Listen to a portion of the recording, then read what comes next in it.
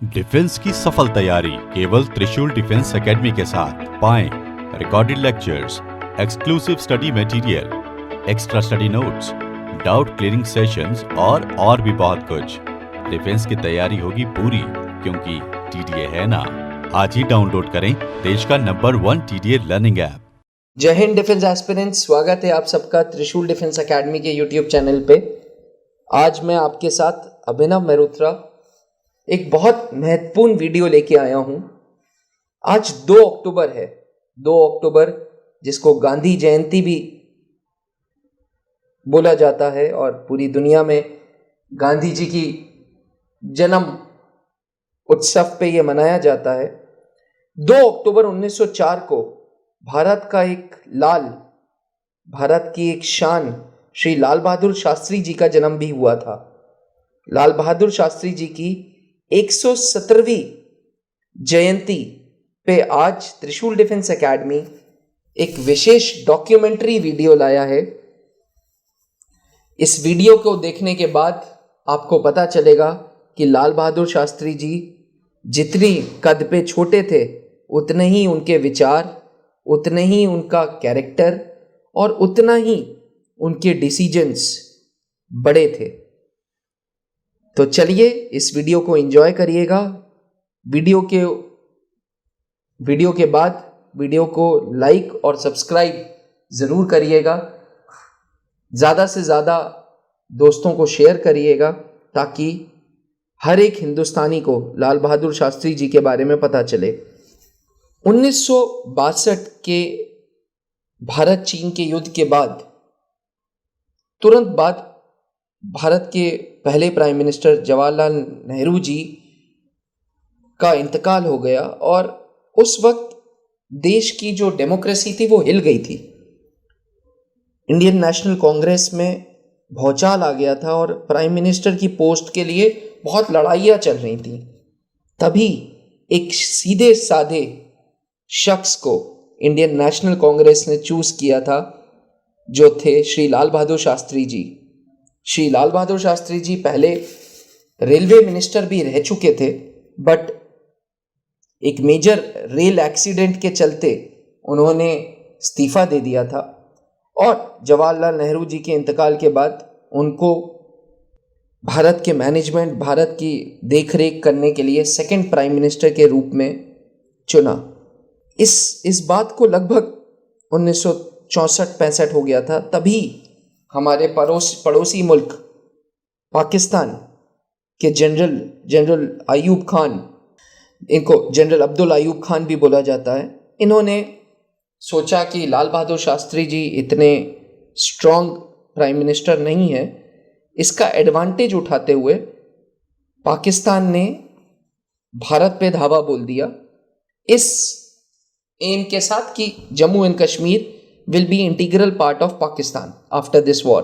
The agenda of the war was कि Jammu and Kashmir को भारत के नक्शे से हटा के पाकिस्तान के नक्शे पे डाल दिया जाए।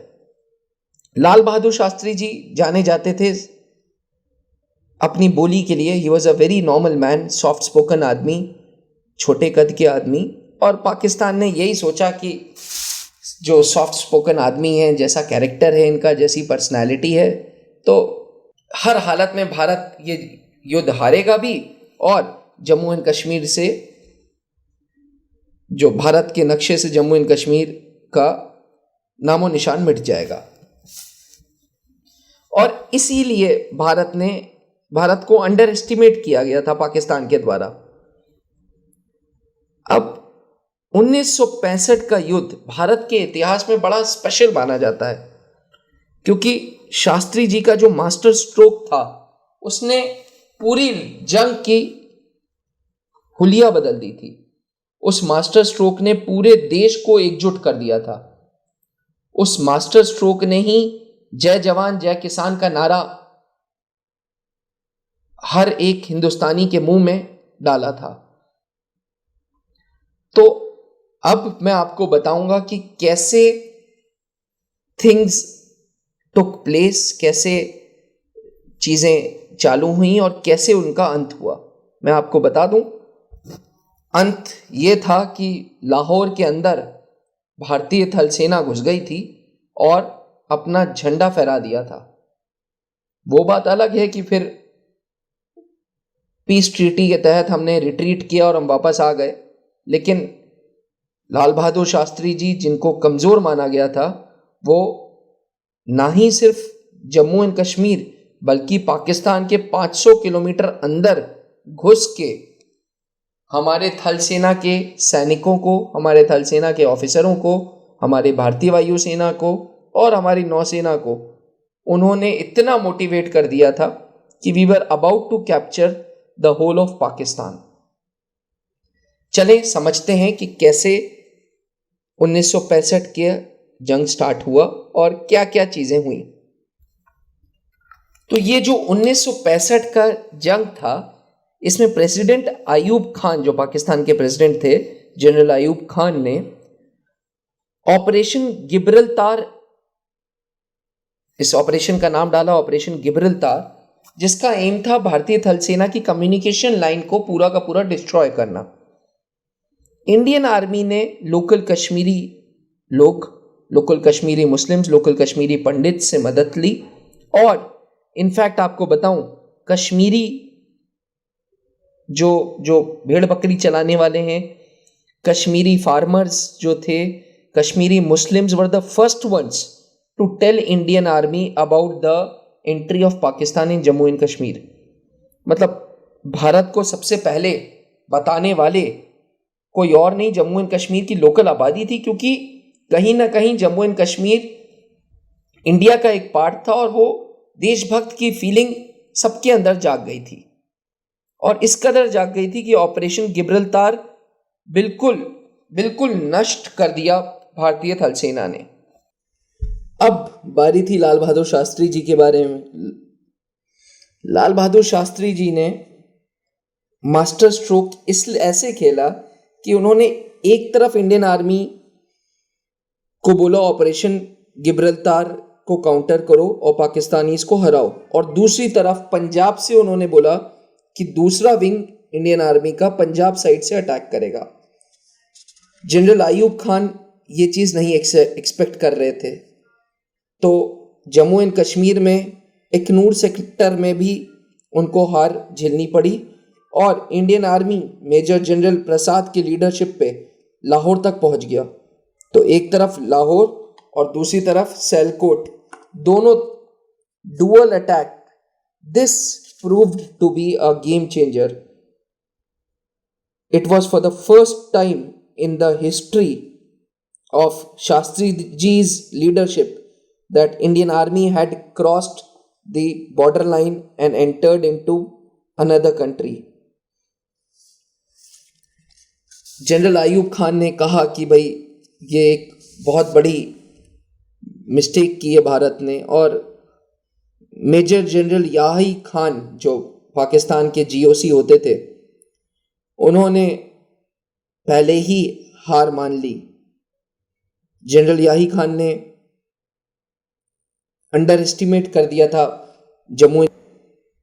पहले तो उन्हें जनरल याही खान को जम्मू एंड कश्मीर में हार झेलनी पड़ी, और उसके बाद जो पंजाब साइड से सोल्जर्स आए, जिसमें सिख रेजिमेंट, राजपूताना राइफल्स और काफ़ी जाट रेजिमेंट जैसी काफ़ी यूनिट्स थीं, और जब उन्होंने अटैक किया तो पाकिस्तान को हिंदू इंडिया वर्ड समझ आया, क्योंकि पाकिस्तान हमेशा ये कहता था कि Jammu and Kashmir is a Muslim state, तो फिर वो हमारा ही साथ देंगे। एक तरफ जम्मू एंड कश्मीर की मुस्लिम आबादी ने पाकिस्तान का साथ देने से मना कर दिया, दूसरी तरफ भारतीय थल सेना के सैनिक और अफसर पंजाब साइड से अटैक करके डुअल अटैक कर लिया। उन्होंने लाहौर कैप्चर कर लिया, वाघा बॉर्डर क्रॉस करते हुए, अतारी क्रॉस करते हुए लाहौर के अंदर तक घुस गए, और ना ही अंदर तक थल सेना तो थल सेना, वायुसेना कैसे पीछे रह सकती थी। भारतीय वायुसेना ने भी पाकिस्तानी सोल्जर्स की स्पिरिट तोड़ दी, और भारतीय वायुसेना ने भी अपना बदला पूरा लिया और पाकिस्तान में अंदर तक घुस के बम्बार्डमेंट चालू कर दिया।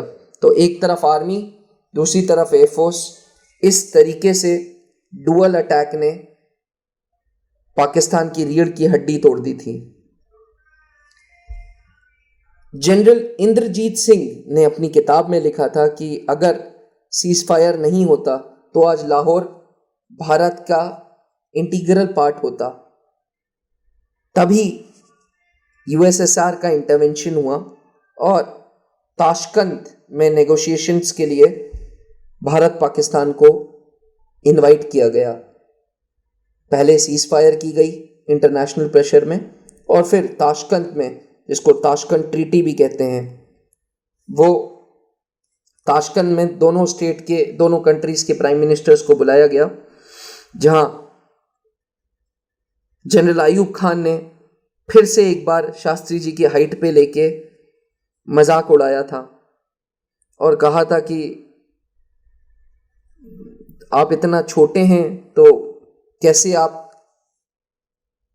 मुझे फेस करेंगे। तो लाल बहादुर शास्त्री जी ने कहा था कि मैं सर उठा के देखूंगा और आप सर झुका के मुझसे मिलेंगे, जो अपने आप में एक बहुत बहुत बहुत बहुत बहुत उम्दा डायलॉग था। सारे डिप्लोमेट, सारे लोग स्पीचलेस हो गए थे, क्योंकि सही बात है, पाकिस्तान का सर तो झुक ही गया था और देश, भारत देश का सर फक्र से ऊपर हो गया था। बट अनफॉर्चुनेटली भारत का ये पुत्र श्री लाल बहादुर शास्त्री जी को वहीं पे हार्ट अटैक आया एंड